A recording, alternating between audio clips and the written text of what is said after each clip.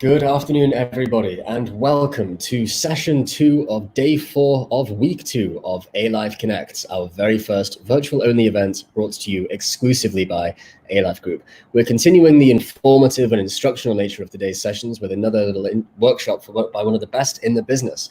We are delighted to welcome today Daniel Veerapen, a Malaysian music producer whose work has encompassed multiple genres and styles, from house to funk to R&B to jazz, even as far as orchestrating film scores. Daniel's excellent ear even earned him a Best Producer industry nomination at the age of just 19. Daniel's also one of our ALYFE talents, and so we are even more delighted to be able to welcome him along this afternoon. He's going to be sharing with us some industry secrets, lifting the lid on life in the recording studio, and also showing us how to set up one's own studio at home, which could prove pretty useful for you creative types during this lockdown period. So please help me welcome Mr. Daniel V. Good afternoon, sir. Hey, what's up, Jacob? How's it going, man? I'm good. You know, it's a kind of a grey, cloudy afternoon out there, but just it's not happy hour yet, unfortunately. Raining. But I'm good.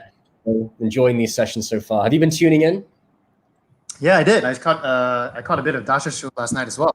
Really good stuff. Yeah, what a show! What a show! I mean, she made my job very easy. I barely had to show up. She did a great job. She just took over the show and just had to do everything. You didn't have to do anything.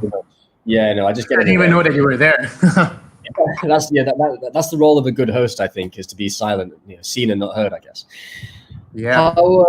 How are you doing over there, mate? How's the lockdown period treating you so far?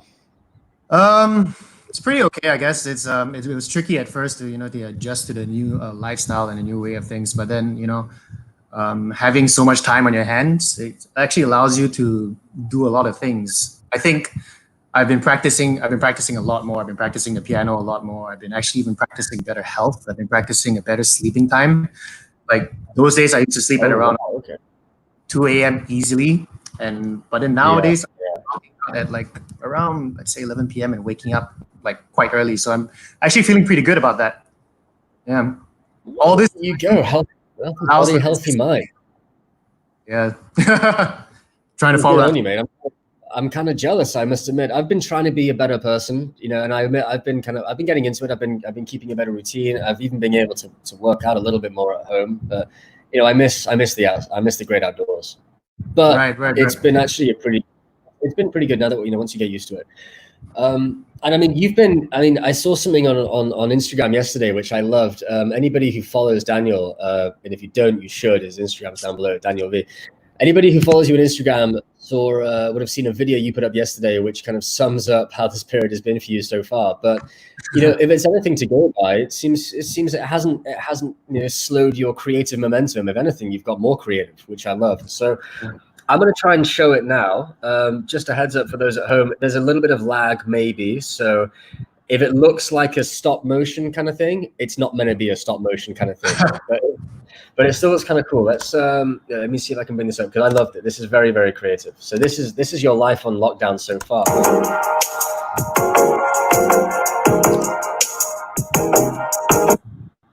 Oh wait, let me try again.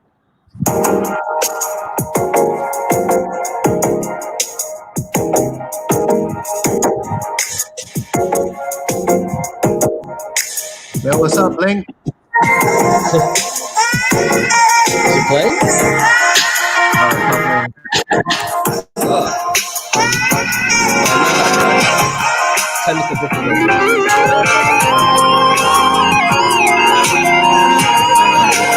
When's the music still playing? It's playing.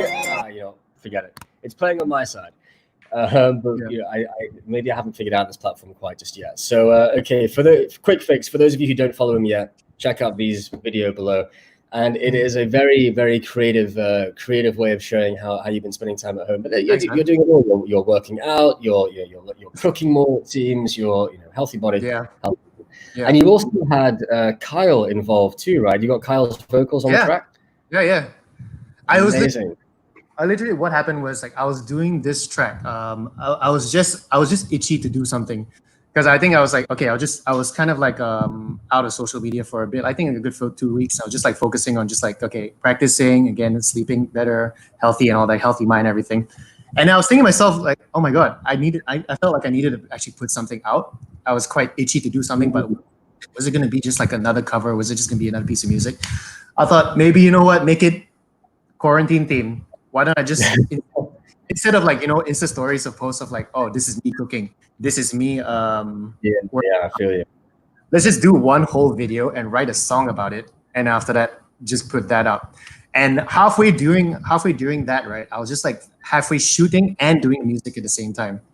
And then halfway through that, I was just like, okay, what's gonna make this part a little bit more interesting?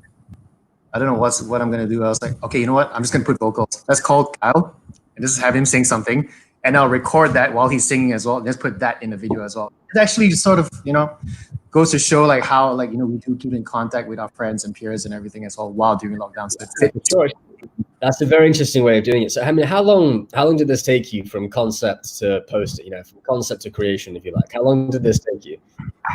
I think to do the music was about like a day, and to shoot everything was about a day as well. So 2 days. Editing took a bit of time, so probably like another half a day. So 2.5 days. Then I posted it. Wow. Well, I think what's most impressive, and again, I wish I could show it here, but in fact, even if I could, it doesn't do it justice because of the lag and everything. So check it out below, please. And what you'll notice is most impressive is I won't spoil the surprise, but there are some really interesting kind of camera tricks that you've incorporated. And the beauty of it is you just used your phone to edit, to film and to edit and everything. There's no there's no green screen magician like magic tricks, whatever. Like it's really well done. So nice. I mean, how often do you? I mean, obviously you can cut music in your sleep, but like, what about when it comes to video? Like, what's your experience like there? Like, what are your video editing skills like?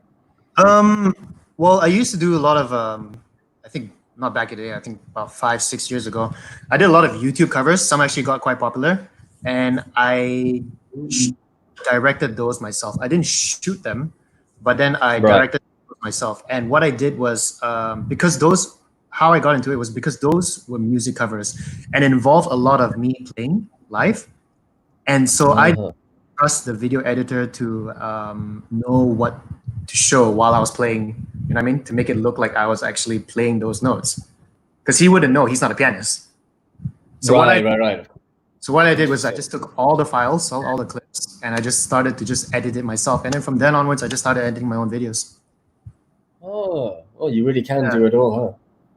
Well, I mean, you got to find a way. It's just like do everything. I guess it comes with the territory, I suppose. Yeah. So tell us a little bit about, because I know this is what a few people have been asking you throughout this lockdown period. Your friends in the industry and whatnot, and something which even I'm interested in hearing about is, I mean, okay, usually you when you're in your element, you're in the studio, and that is a cockpit's worth of equipment, of instruments, of panels, of dials, of buttons, of just the most unbelievably complicated looking stuff you could hope to. I mean, it terrifies me. It really does. And you can't really recreate that. Well, no, you can recreate that, but it's difficult to recreate that at home. But nevertheless, you've been able to come up with like a home recording studio using some equipment. So tell us a little bit about how you've done that, how you've gone about that, because I know some people at home would be dying to know how they can kind of up their creative output, because it looks as if we'll be at home for another for a good few more weeks. So for people really looking to to up their game, as it were, what can they do? What have you done? What shortcuts have you found, and what little tips and tricks do you have for us? Well, first of all, actually, I didn't actually start out straight with all those consoles and all those big, equipment and all those buttons and all that kind of thing in a fancy studio. I actually started with a home studio setup. So I actually started and grew from there. So my first studio was based off a living room and with just bare minimal equipment, you know what I mean? And then from there, what I did was just add on as I went. But what's good to know is that even from then, when I had bare necessities, I could still actually produce what I wanted to produce. Everything else was just an add-on to make things better and better, until it became a studio that is today. I think what you need first to actually have a good recording is to first identify what is it that you want to do. Do you want to produce it, or do you want to do podcasting, or do you want to do like what you're doing right now? You broadcasting live everything. it also requires some sort of audio, right?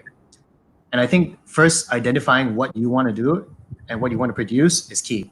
So for me, what I wanted to do was I wanted to record music. So I needed something to store and record and process that music, which was the computer, right? So you start basically with first a computer, and then what you needed was something to record with, like maybe a microphone, obviously. So you have the microphone, so microphone, computer. And then what I needed as well was something to record an instrument with. So I had the keyboard, and all that is connected into the computer through an audio interface. So these are all the basic things that you need to actually get yourself going, recording and producing.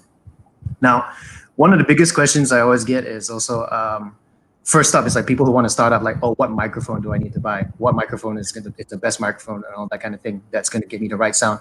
And what happens is that sometimes, right, they even spend thousands of ringgits to actually buy a good microphone, and quality is no shit. You know what I mean?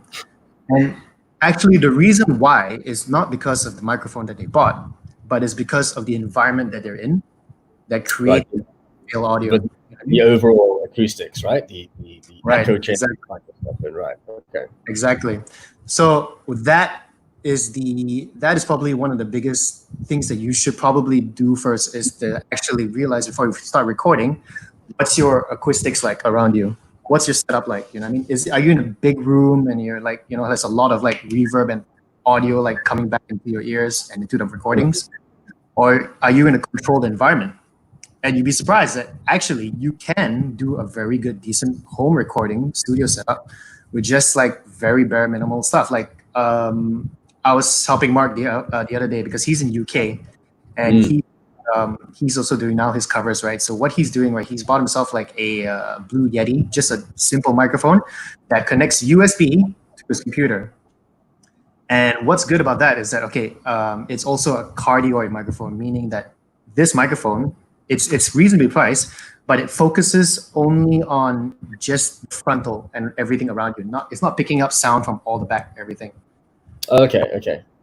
That being said, there was still a lot of sound going back in, because what was happening was that he was standing too far away from the microphone, and that allowed a lot of sound to actually go back into the microphone. So I told him, like, you know what you should do is that you should actually just treat everything around you. So literally, I passed him a video, right, that's basically shows him how to set up, okay, just 2 poles. You can use laundry hangers, anything, right? And just put like a big mattress, like a big blanket over you. And what that does, it creates your little own recording booth. And it's just, and the microphone just only picks up all the sound that's coming from just your mouth. Yeah. Yeah, so I mean that's a real DIY hack, right? But like, so you sit in it like a little tent, and it's just you and the mic, and you're blocking out all of the sound. Is that what you mean, or are you setting up the blanket like behind the mic so that it doesn't catch anything from the other direction, or are you underneath the blanket? You are underneath the blanket. You are within that little chamber itself. You know what I mean? So it actually only picks up the sound that's coming up in front of you. It's not reflecting and everything else around the wall. What's like, you know, is there an easy way to test the acoustics kind of at home? I mean, obviously, if it's a really obvious echo, you don't need to like really. You can tell that there's an obvious echo because it's obvious. But right. if you're getting kind of what's happening right now is I can hear in the back of there's something going past by, right? Yeah, I think it's a plane. I think a pretty low flying plane. Yeah, nevertheless, yeah. So those are all the things that you don't want to be capturing as you're recording audio. Yeah, I should probably have a mic actually, but but you're doing fine. Yeah, I know. I can put my headphones on and look like you, but you know. Yeah, my setup hasn't moved in a week, and I'm not going to change it now. I was saying, is there like an easy way to test like the acoustics of a room in terms of the feedback that like sounds are getting, like before you go and invest in the right kind of microphone? Like how can you be sure of what, if that makes sense? I mean, if an echo is obvious, then of course you need to work on that. But if it's not so obvious, but then maybe you record one track or one voice recording, and only then you hear that, you know, crap, maybe the fan is so much louder than I thought it was, or maybe how can you test, you know, before you get really into it? Well, first things first, you go into the room and you sit down and you hear just what sound is coming in. Just stay quiet. If the fan is going on, you can hear the fan. You're probably going to capture that in recording. If you hear in the background some sort of like, plumbing going on, you're probably going to hear that in your recording. If you hear like some sort of neighbors just like yelling in the back, you're probably going to hear that in your recording as well. The microphone is extremely sensitive, you know what I mean? So one thing that you can do is actually also to test the acoustics is that it's a very common thing. You go inside a room, and I'm sure you've done this before many times. You've gone inside an empty room and you just like slap really loud. Yeah. And yeah. You just hear what kind of sound is like, slapping back at you. You've got stuff that's if you got a lot of things in your room, right, you can hear a pretty bad slap. You know what I mean? But if you have a boxy room with nothing in it, you're going to hear a very loud, twangy, reverby slap that's going a lot of vibrations sent back at you. So one thing that you can do to treat your room is that if you don't have like a small, if you do have a small enough room and you don't want to put that whole cloth thingy above you, you can actually just manipulate it in such a way that you have a lot of stuff inside there. For example, I have a sofa here. That sofa is going to absorb a lot of sound that's coming into the microphone. I have a carpet that's also going to absorb a lot of sound. I have curtains. I can pull the curtains and that's also going to absorb a lot of sound. Whatever's happening from bouncing off the walls is what you want to do to actually treat the room. That's proper acoustic treatment. I see. Yeah, I've seen a couple of very interesting, like kind of very DIY, homemade soundproofing setups, which is empty egg cartons, right? Empty cardboard egg boxes, because the shape absorbs the sound waves so effectively. I mean, in like a proper booth setup, you have like the foam, what do you call them? The foam triangles. Yeah, the foam pads. Yeah. Foam pads, yeah, which are like a really like interesting, like they're like stalactites and stalagmites. Right. Yeah. But obviously, they're very pro level equipment. But what I've seen some people doing, as a cost cutting way, is like using egg cartons, which I found very interesting. Yeah, because what that does, right? It's the egg cartons doesn't actually absorb much of the sound. Most people think that, okay, I'm going to put a lot of egg cartons in after I'm just going to absorb the sound. What the egg cartons actually mostly do is because they're kind of bumpy, right? You've seen them; they look like that. Yeah. So this, right? It's actually reflecting all the sound. It's breaking up and dispersing the sound waves, so it doesn't come as one solid wavelength back into the microphone. So what happens is, right, it actually goes into the wall where the egg cartons are, and it sort of like breaks apart there and sort of like disperses this a little bit. It's still going to have some sound come back because sound will just travel as energy goes, but it's not going to be so strong coming back into the microphone like a normal flat wall would be. Interesting. Think of it as like you have a ball. If you want a proper visualization, if you have a ball and you just throw it at the ball, how fast would it be to just like the ball just like come back at you? But if you had something to just like break it up like an egg shell, it won't come back straight at you. No, right. So it's what it does is, so rather than absorb the waves, it's how it breaks them up and sends them back. Exactly. Interesting. Quick side note, because actually this has reminded me of something I read about a while back, and the concept of this has always fascinated me. Have you ever heard? Have you ever heard of the Orfield laboratories? The Orfield laboratories. The Orfield laboratories? No. Yeah. So this is fascinating, and people watching at home, honestly, just give this a quick Google, because this is really it's fascinating stuff. They hold the Guinness World Record for the quietest place on Earth. So silent that the background noise is actually measured in negative decibels. So so obviously a plane taking off is what, like 200 dB, like someone shouting is like 80. So people are familiar with the decibel scale and whatnot. Like traffic is like 50, shouting is 80. I can't remember exactly, but you get some pretty loud noises. But this place, this anechoic chamber, I think it's called, right, the Orfield Lab, they are the most silent place on Earth, and apparently the longest that anybody is able to bear being in there is 45 minutes, because apparently you can hear the blood running through your veins. Yeah, you can probably hear your tinnitus. That's what's happening. and not just like your stomach rumbling, you can hear like your stomach like digesting, I guess, you know, like you can hear all sorts of crazy stuff going on. And apparently it's like so Or it's Field silent. Laboratory as well. I gotta check that out. Yeah. So the egg, so I'm sure they use a bit, you know, a bit techier stuff than egg cartons, but I guess the principle is the same. I think what's happening there, and if I'm not mistaken, is they're going to have to find some sort of like I don't know, man. Or if I gotta check this out, is it like a vacuum chamber outside the chamber itself that absorbs sound? I don't know, but it's a tourist attraction, and I want to go one day just to see how long I can stand listening to the hairs on my arm grow or something. You know, apparently it's really creepy. Yeah. Anyway, but back to you. So your home studio setup, like, are you doing much? What are you doing for your acoustics? Do you have like, I'm sure you've got a decent mic. Are you doing any soundproofing, or are you just using the fabric like in your curtains, your sofa, and whatnot? How are you making it work for you? Well, how I'm making it work? Well, I'll show you a little bit actually. This is basically what's going on right now. This is my tour. Yeah, basically this is where I shot the video actually. This is my living room, and right there is my couch. And I just got a keyboard propped up on my bar stool. That's it. And I'm just using just to connect to my computer, which I brought from the studio. And I'm not even using proper studio equipment, great speakers. I'm just using the the soundbar that's attached to the TV. Not sure whether you can see that. I mean, for me, right, it's a little bit easier because I've also got my headphones, so I know how to sort of like reference and balance the sound through there a little bit. But I don't actually have a lot of acoustic treatment going on in my in my apartment right now. All I've got is the couch, the carpet, and the curtains. So I'm sort of like, I have to also like readjust to this environment. I can't really be relying on that studio sound as well. But so far it's doing pretty okay. Like I released that track yesterday. It was pretty much done everything here.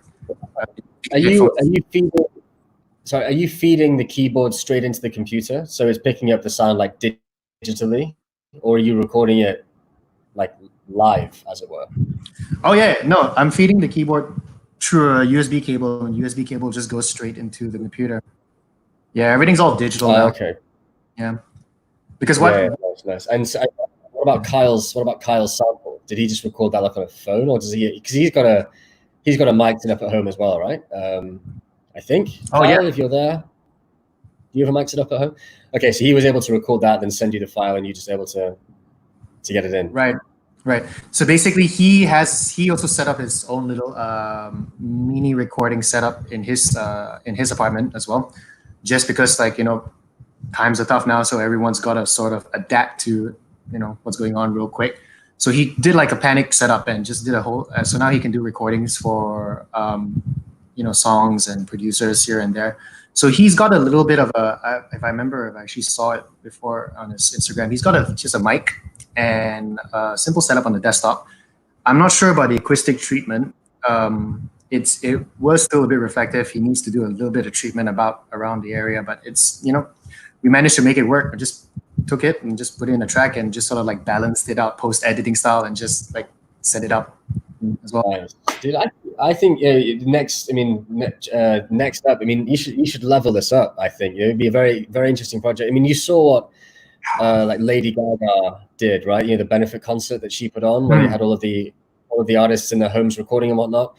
It could be cool to try and pull off something like that over here. A real concert, like get like a lot of different submissions in. You could like have Mark doing his videos from all the way from the UK.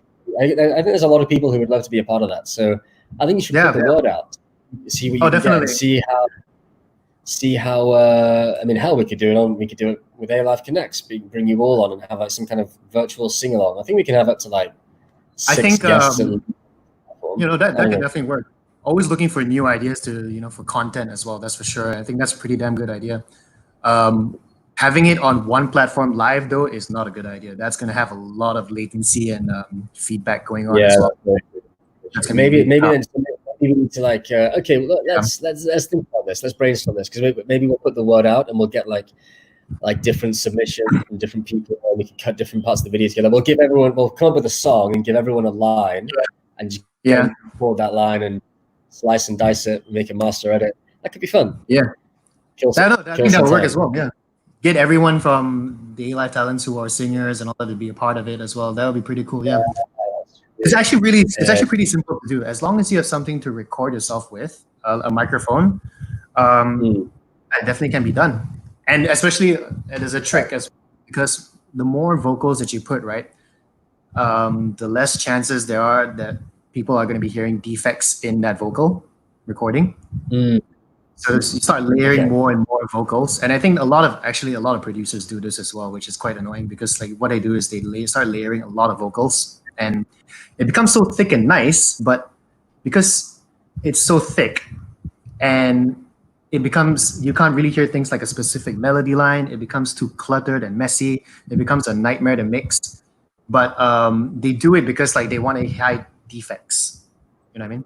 Sometimes they sing. Sometimes they sing a little bit out of time here and there as well. And once you start layering a lot of vocals, it hides those defects, but it becomes cluttered and messy overall. Are you referring to like the same vocal track from like one person, but maybe like you're changing the tone or the pitch a little bit and layering that? Or do you mean when you're piling different vocal tracks on top of each other, if that makes sense? Right. So one common technique is layering, doubling a melody line or doubling certain parts. Actually, a lot of artists use that, especially back in the 90s.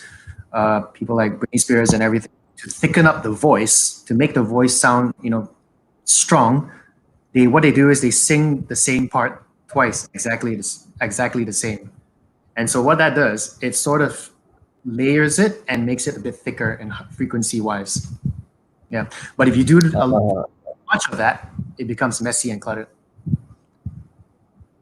Interesting. I just want to nip something in the bud real quick. Howard, you can absolutely not have me to sing. I have no idea why you'd even try asking that, but I admire the confidence and respect the hustle, but that is absolutely not happening. You can ask V to sing. He's the music guy. I've got a different kind of. Mine's the hosting mic, but yeah, sorry, not sorry at all. But thanks for asking. Anyway, V, back to you, please. Tell us a little bit about what you were. I mean, I love the creative idea, and we'll come back to that about the collaboration thing. But tell us a little bit about what you were working on and what was keeping you busy before all this lockdown happened. Like I mean, I know you were working with Mark a lot on his parodies, which were unbelievable. What else was keeping you busy? Have you been spending more time doing like albums, music, or movies? So you do a little bit of that as well. Well, I've been doing a lot of. I do a range of different things in my studio, Durama Productions. What I do is I do a lot of commercials. I do a lot of songs for artists. I do a lot of film scoring for different projects and side projects here and there. Recently, what I've been keeping myself busy, actually, right before this whole MCO thing happened, right? I was doing a production for this band called Innuendo. It's a very, very famous Malaysian R&B group. They sang a very popular in Jiwa. So they were doing a new song for their new what's it called, for their comeback show, because they're a pretty old band. And the song was it was going to be released and along with the concert, but because of everything that happened, it sort of got canceled. So it was kind of a bit of a letdown, but you know what? It is as it is. Yeah. That's what. So I mean, I'm sure there's something as big as that, like a big comeback album for these guys, or comeback single. Sorry, rather. I mean, it's they're not gonna let it slide, right? I'm sure we can look forward to it once all this is over. Or definitely. We have to wait a little bit longer. But I mean, no one knows what's going to happen. No one knows what's happening after this whole lockdown phase is over. Are we going to actually go back to the way things were for anytime soon? I mean, events and shows that people are going to be social distancing, it's going to be quite tough to sell tickets. But yeah, I mean, hopefully, things will get better, and after people will actually have concerts and shows and events again. Yeah. Yeah, I mean, there's a way we can do it virtually, because a lot of, there was like the Lady Gaga thing, the whole benefit concert, which, I mean, I didn't watch actually much or any of it, but I saw a couple of highlights, and there were a few issues with, as you said, with latency and lag and all the rest of it, and various artists. You know what was amazing actually? Apparently, so Paul McCartney, one of the richest artists and one of the most famous and successful artists of all time, he apparently recording it like in portrait mode on his phone, like balanced on his shelf at home. Trying to so you had Sheryl Crow like in her, was it Sheryl Crow?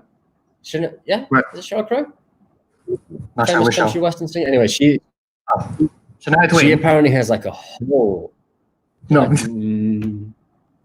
Did I just get Shania Twain wrong? I might. No, I'm not sure. You might be right. Okay. One of these famous country western types. I mean, she had like a whole recording studio at home set up. So hers was like a mini concert by herself anyway. And then you had like Paul McCartney, one of the most famous artists of all time, filming it like on a portrait mode on his like crappy phone connection, and it just did not look great. But I guess the point I'm making is that a lot of other companies or businesses or brands like in the industry, for example, like the London Philharmonic, they put on like a whole series of free. They broadcast like a whole series of free concerts around the time that the UK went into lockdown, for example. So we're seeing a lot of people. When you do it, it's cool. I've been seeing a lot of that actually. I don't know whether those were recorded live as you see it. You know what I mean? Already it's difficult to get the right sound when recording in a studio setup. Things like violins, trombones, oboes, all those instruments which requires a lot of mic positioning and mixing and EQing to get this recording right in a studio setup. I can only imagine what it'll be like when you have to direct like 20 violin string players or whole section individually at their own house, making sure that they all have a good setup. So it's a bit questionable about how they did that, but if they managed to pull it off, then wow. That would be one hell of a video, though. I think that would be, if you could get like, what I'm seeing now is if you could stand behind the conductor, and if the conductor had like 20 individual screens, each showing like a musician at home, like what a crazy little project. That's a pretty good idea. Oh, you know what? One idea that I'm thinking about recently, actually, and I'm not sure about whether I want to do this, is that the whole 8D craze that's been going around.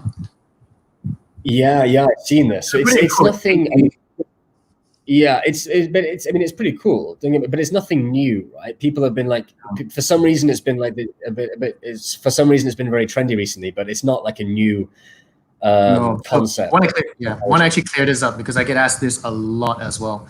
There is no such thing as new 8D technology. There is no one's recording a track in new 8D technology in the studio. What's happening is, they're just taking the track and mixing it with a binaural mixing software. What that means is that you're taking the track and you're just putting it around left, right, up, down within the spatial in your two speakers. Yeah. And this is the statement. And that's creating this like effect that you're actually within a room. People do it all the time in sound design. People do it all the time in movies and everything. They do it properly. What's happening? So I think what happened was, last year, or was it 2 years ago?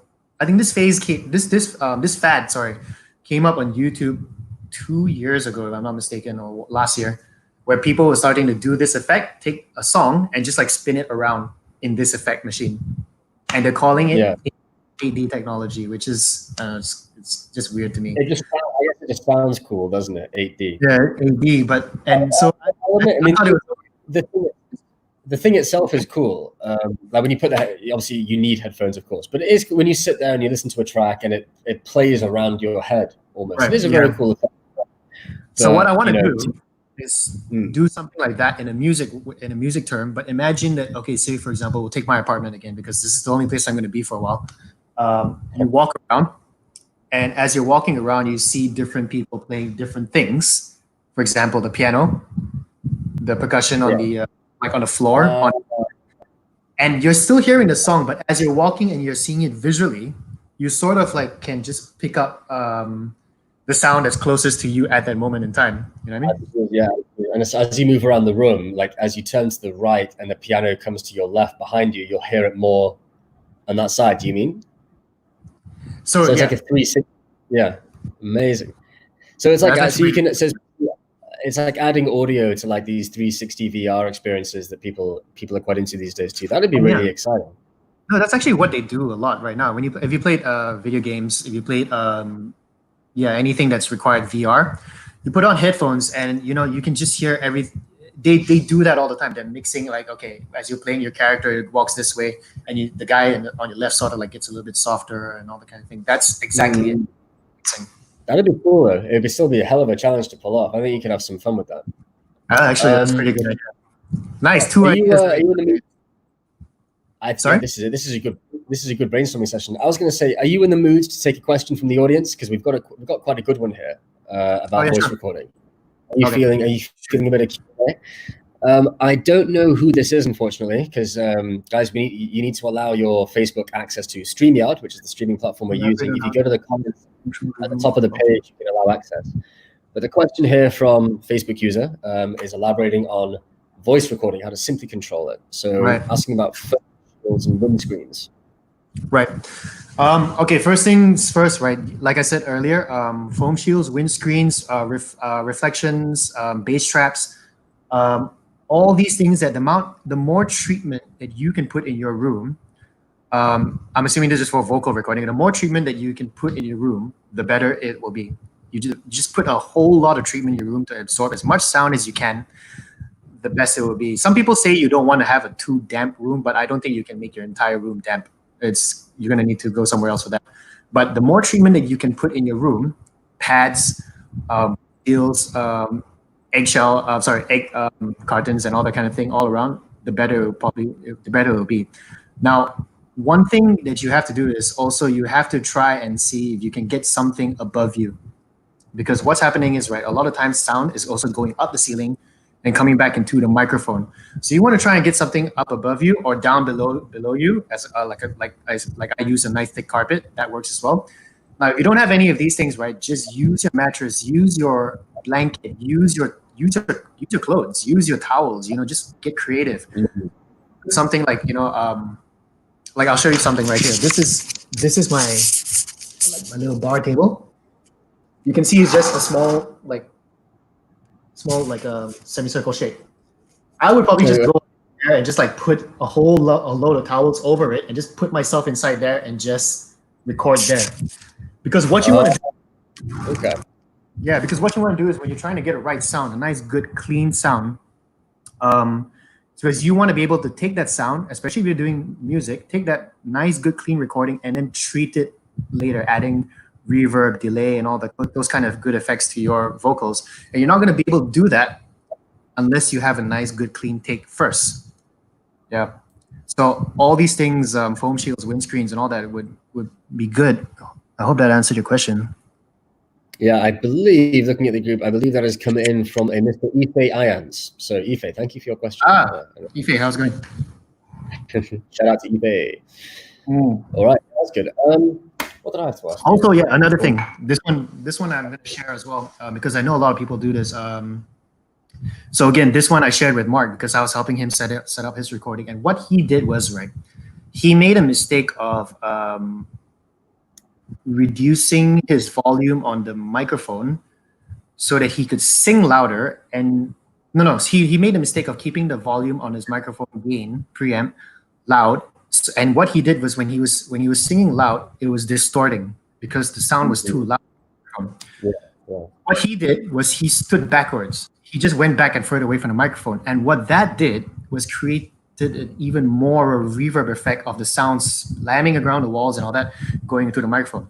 What he should have done was, most of the times what you should do is, if you find yourself distorting in your microphone when you sing really loud, reduce the gain. Reduce the gain however you can in your audio interface or the microphone. Sometimes it comes with a gain control. Reduce the gain over there, and then you sing loud, and therefore you won't get a lot of like reverbs and sound waves just hitting all over the place and causing distortion. Got it. Okay, interesting. So it's better. So I mean, it's better then to keep the volume of course, like as normal, even if you're singing loudly, it's better to try and keep and like maintain the volume as normal as you can by standing as close to the mic as you can in the recording process, and then adjust the volume, the equalizer and whatnot. In the editing. It's better. It's better to stand close. It's better to stand not too close, but then just like a nice, good distance away from the microphone, so that the mic is only picking up as much of your voice as possible. If you stand further away, like as I go further right now, you're gonna hear my voice starting to change.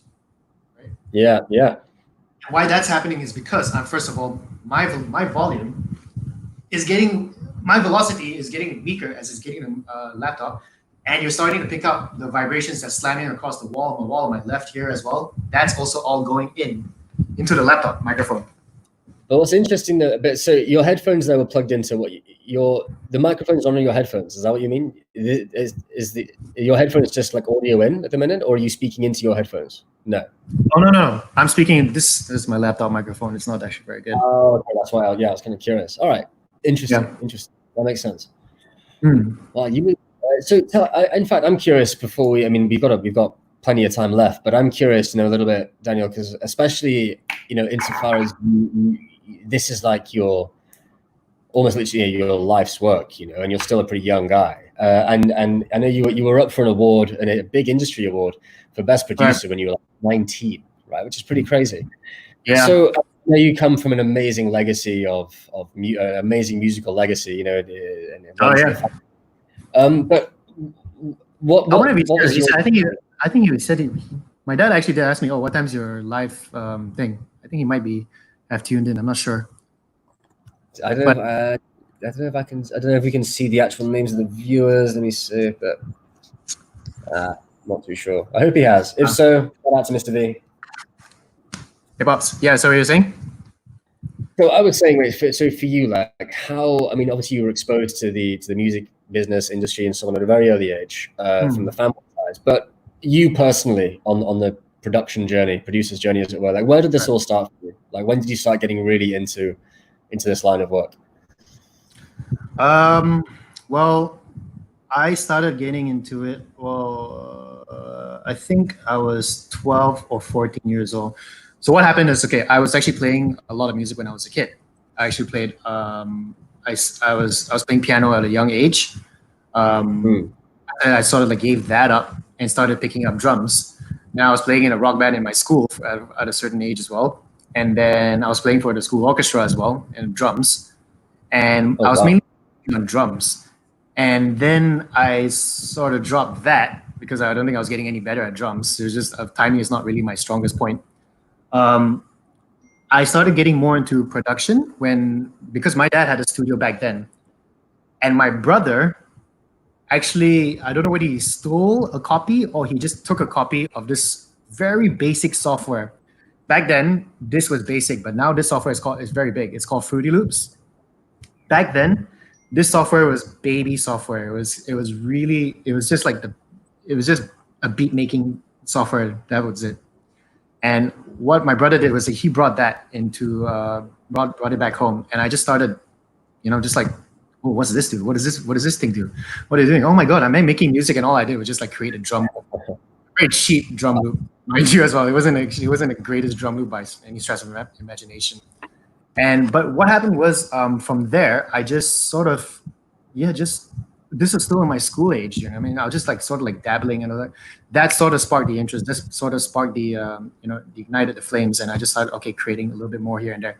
Oh, so this is what a beat. So how you make a beat? Oh, so you can just add a bass to this. So this is how you add a bass. And back then, I didn't have anything to add any sort of musical instruments. So what I was just using just a lot of samples. Samples meaning just like audio samples, audio clips. So I couldn't make the sounds myself.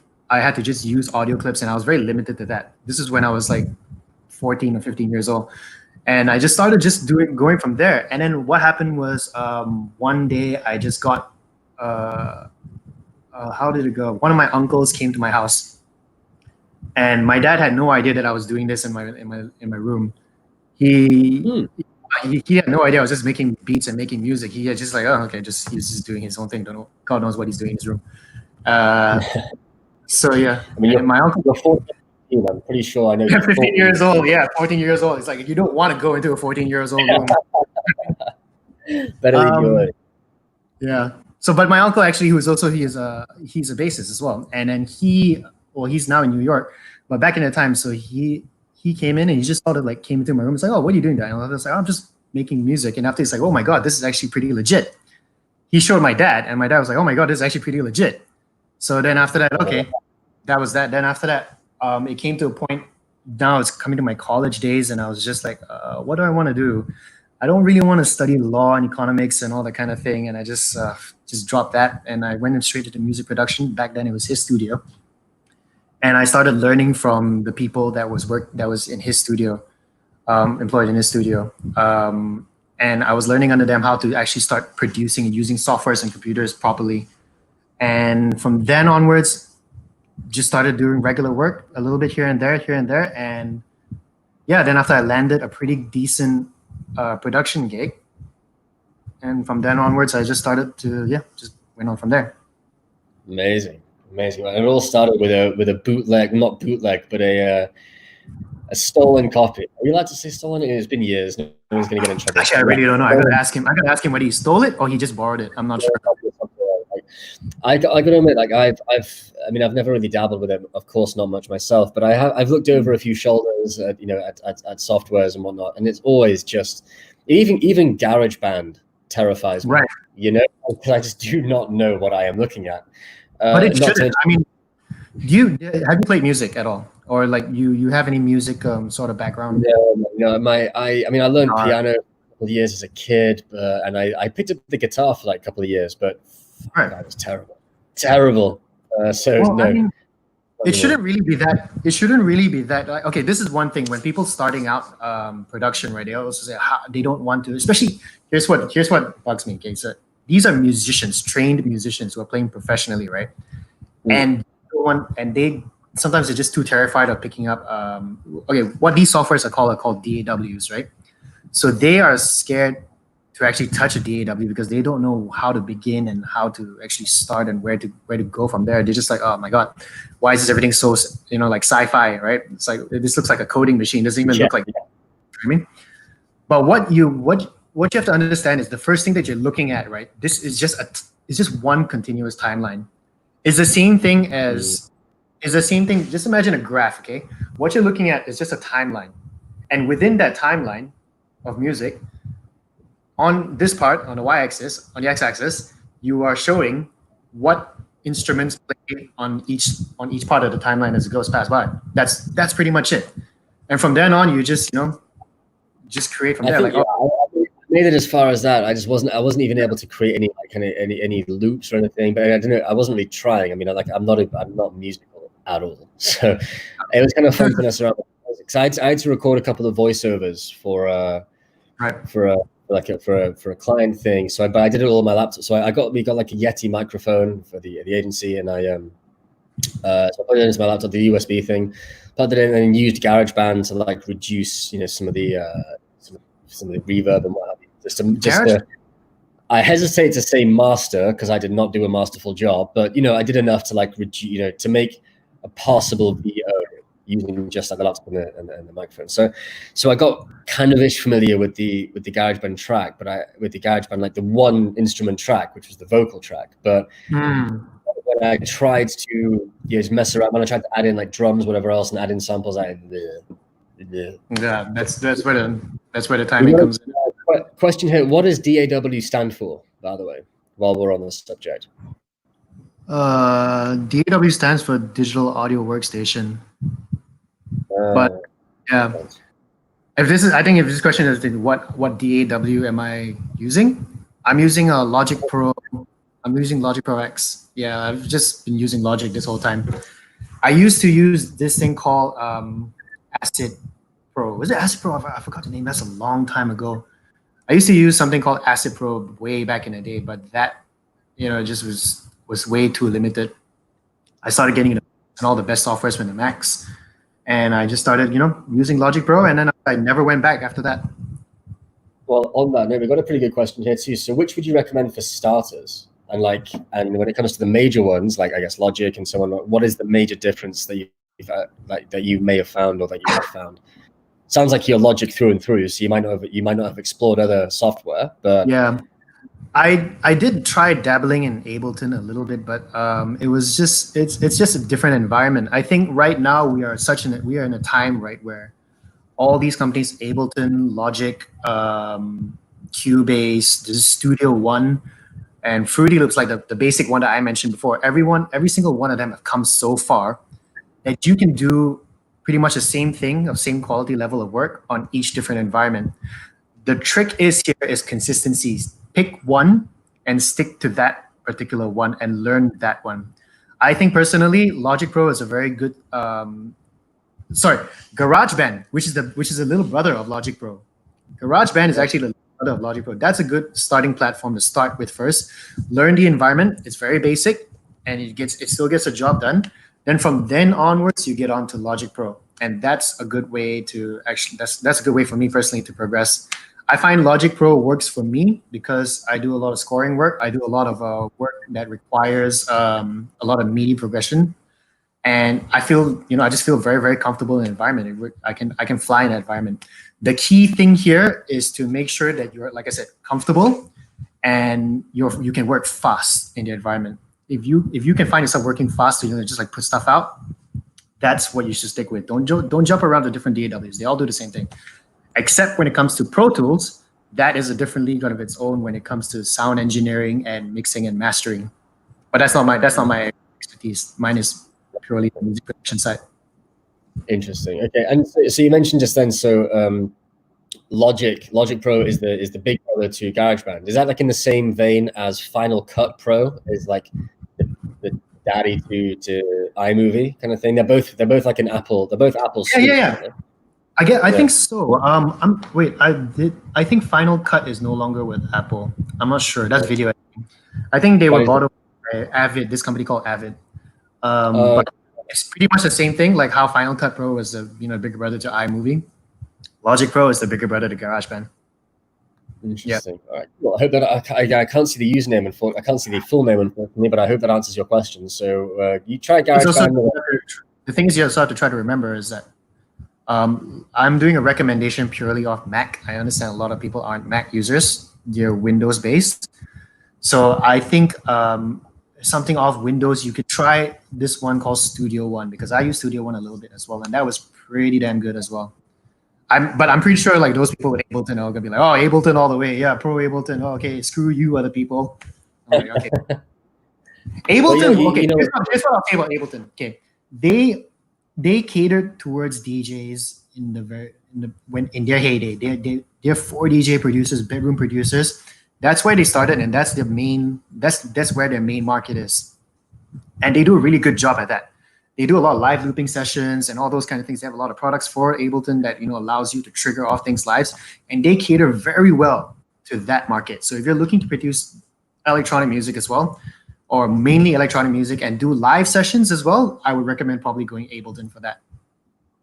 Oh, okay, interesting. Very balanced. I mean, because a lot of creative types, like you just pointed out, like Ableton or bust. A lot of creative types are very, very proud of the products that they use and whatnot. So it's to be expected. I think we have more. We've got time for maybe a couple more questions. We've got one good one here. I think if I check Facebook, I think this is from Dasha. Hey, Dasha. Good question. So Dasha's wondering, how do you start making music? Like, what is the first thing you're laying down when you're putting on a track? Is it the drums? Is it the bass? I think we've covered GarageBand.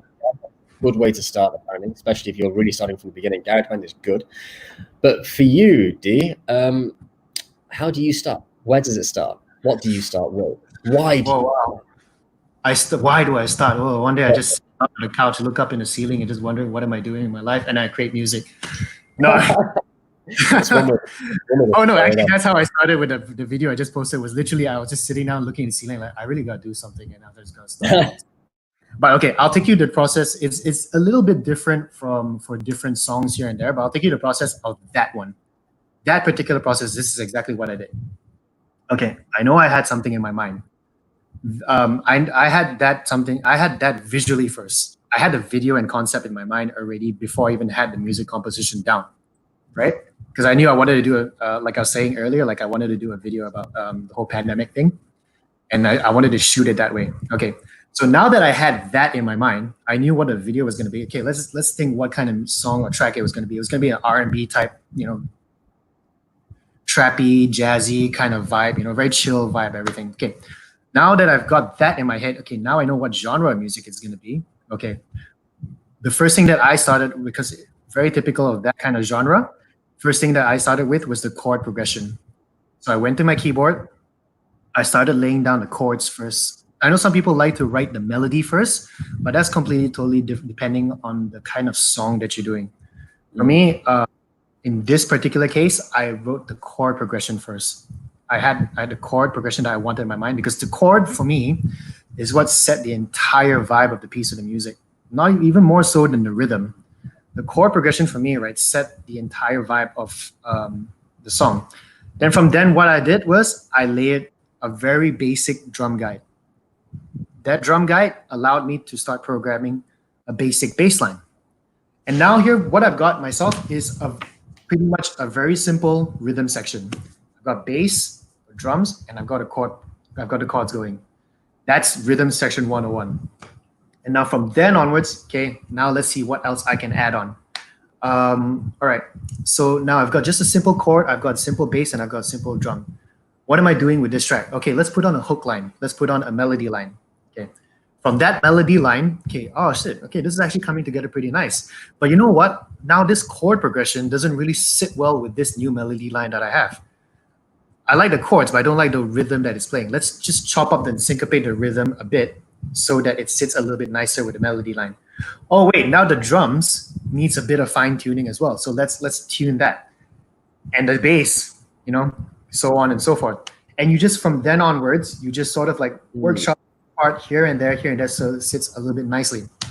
I like to program music as a whole when it comes to these kind of genres. And yeah, so that's why I started off with the chords first and the bass and the drums.